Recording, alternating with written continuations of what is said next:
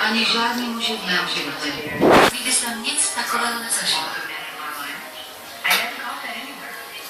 Tahle radost je spojená s vyšší mocí.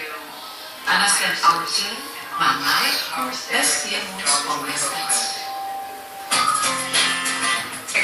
Když nepočítám psy u sebe doma, tak jsem zachránila 47 psů. Je to má povinnost. Jsem pevně rozhodnuta najít těmto psům nový domov. Pořádám adopce po celém městě, snažím se dostat kam to jen jde, do všech ulic a na akci kvůli kontaktům. Co, je tam pejsek, Sárinko? Je tam pejsek. Dneska tady mám nádherné psy, výborné psy, sladké, líbící. Jenže je nikdo neadoptuje, protože jsou nekontrolovatelné.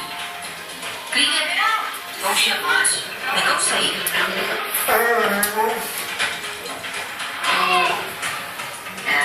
A tohle není adaptovatelný. No pejsek je tam, no.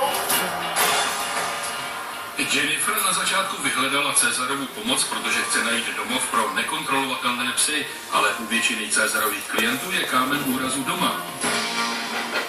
Hej, no tak jo. Hele, pozor, klídek, no tak. Zpátky. Dobře. Ahoj, Cezare. Ahoj, jsem tak ráda, že tě poznávám. Mám tady pár nekontrolovatelných dětí, tohle musím držet v ruce. Ten pes stáhne v kleci, tak jednou měsíčně útočí na tohohle. Miluju ji k smrti a samozřejmě jako zachránit.